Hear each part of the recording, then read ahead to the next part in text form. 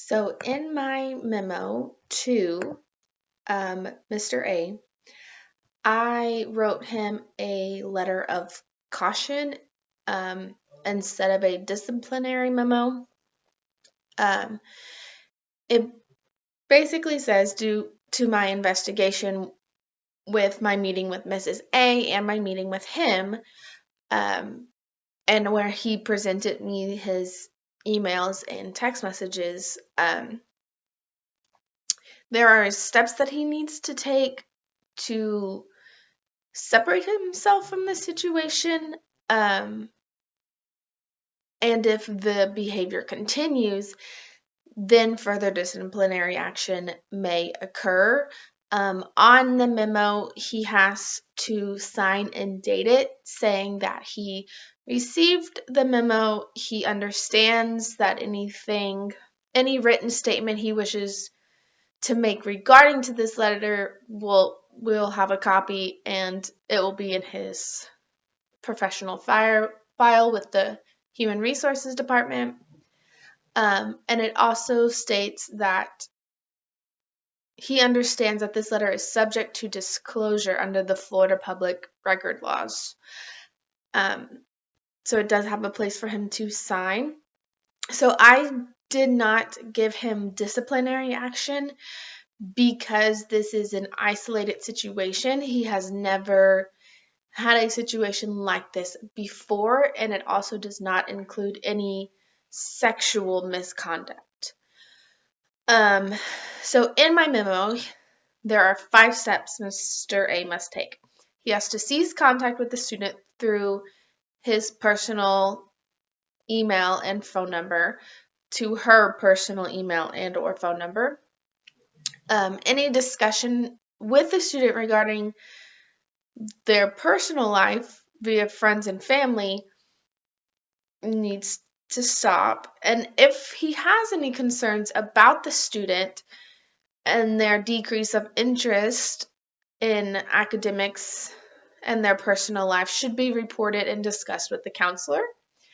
During academic tutoring sessions, the classroom door must remain open, and then during academic tutoring sessions, a trusted colleague should be present.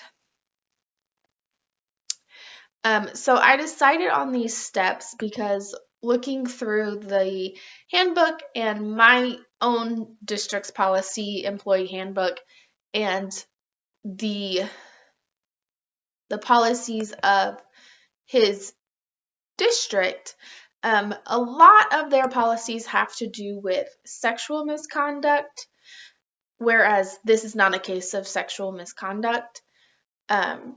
It is an isolated situation that we have an investigation was done on.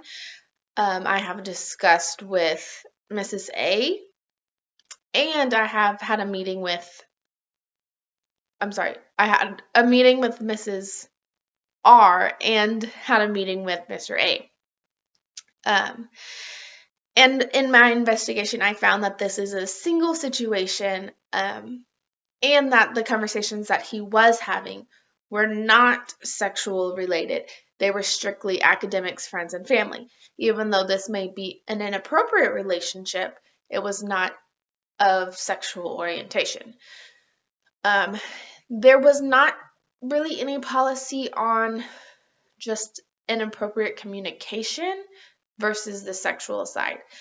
So that is why I decided to give him a memo of caution and asking him or telling him to cease his communication this way.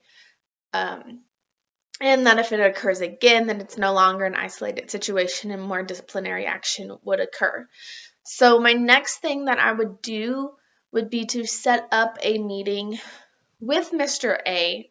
And basically I would tell him the gist of the memo, have him sign it, make a copy of it. I have a copy, HR has a copy, and then he would have a copy as well.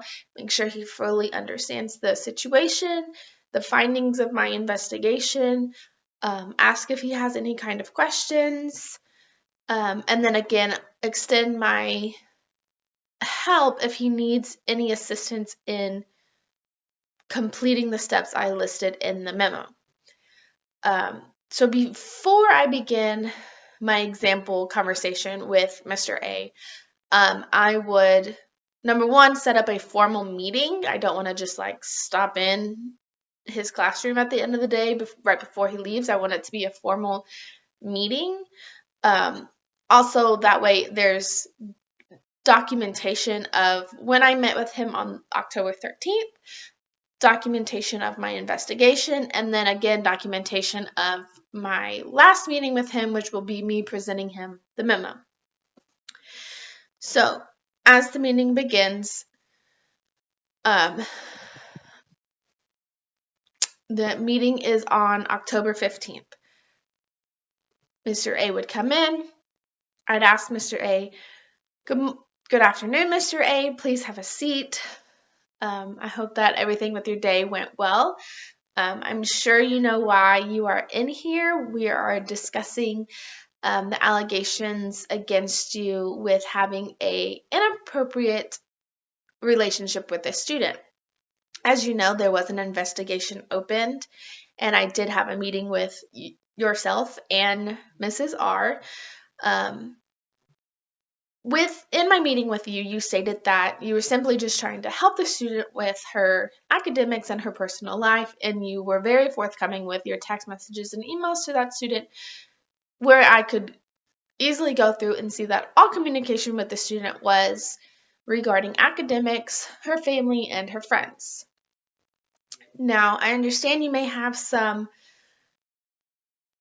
concerns about the student's personal life. Those concerns need to be discussed and reported with the counselor. There comes a time where your discussion with the student is no longer professional. Communication with the student through your personal phone and email to that student's personal phone and or email needs to stop. You should only be communicating with that student through school email, and if not directly communicating with the student, it should be with the student's parents. Also, during my investigation and my conversation with Mrs. A, it has been reported that your door has been closed during tutoring. Your door needs to remain open, and I would like a trusted colleague to be present during further academic tutoring sessions. I have a copy of your memo that addresses all of this right here. At the bottom, it asks for your signature and the date. Providing your signature and the date just states that you have received this memo, you understand the allegations against you, and that if any written statements you wish to make regarding this letter, we will make a copy of, and I'll make a copy of this memo for you as well. That way you can have a copy, myself will have a copy, and there will be a copy in your professional file at the HR office.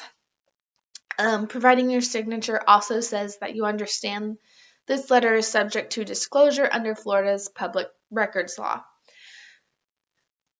I would like to extend my hand in assistance to you if you need any help completing the steps listed in the memo. I would love to help you with this. I would love for this to be an isolated situation that does not occur again. I know you're a fantastic teacher and your students really love you and learn from you. But I do have to warn you that any allegations made in this concern of behavior in the future may cause further disciplinary action than what you received here today.